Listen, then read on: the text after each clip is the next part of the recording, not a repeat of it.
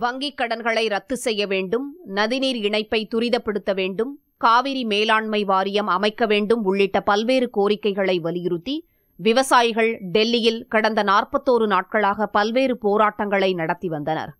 தமிழகம் முழுவதும் வறட்சியால் கடுமையாக பாதிக்கப்பட்டிருக்கும் நிலையில் மத்திய அரசு வறட்சி நிவாரணத்தை முழுமையாக வழங்க வேண்டும் என்றும் விவசாயிகள் வலியுறுத்தி வருகின்றனர். இதனிடையே விவசாயிகளின் நலன் காக்க வலியுறுத்தி நாளை முழு அடைப்பு போராட்டம் நடைபெறும் என திமுக தலைமையிலான அனைத்துக் கட்சி கூட்டத்தில் முடிவெடுக்கப்பட்டது. இதனிடையே விவசாயிகளின் நலன் காக்க வலியுறுத்தி நாளை முழு அடைப்பு போராட்டம் நடைபெறும் என அறிவிக்கப்பட்டுள்ளது.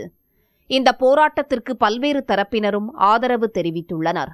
தமிழகத்தில் நாளை சுமார் 65 லட்சம் கடைகள் அடைக்கப்பட்டிருக்கும் என்று வணிகர் சங்கங்கள் அறிவித்துள்ளன.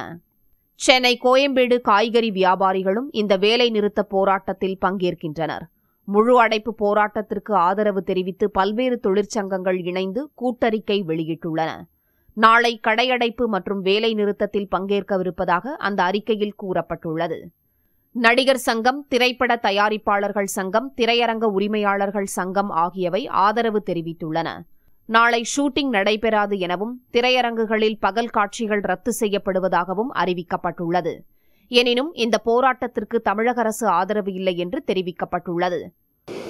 தமிழக அரசை பொறுத்தவரையிலும் மத்திய அரசுடைய விதிமுறைகள் உங்களுக்கு தெரியும். எந்த போராட்டங்களாக இருந்தாலும் அந்த போராட்டங்களிலே ஆட்சியில் இருக்கின்றவர்கள் கலந்து கொள்ள இயலாது. அதுதான் விதிமுறைகள். அந்த விதிமுறை அடிப்படையை இந்த அரசு செயல்படுத்திக் கொண்டிருக்கிறது. முழு அடைப்பு போராட்டத்தால் பொதுமக்களுக்கு பாதிப்பு ஏற்படாதவாறு தமிழக அரசு போதிய நடவடிக்கைகளை மேற்கொண்டு வருகிறது.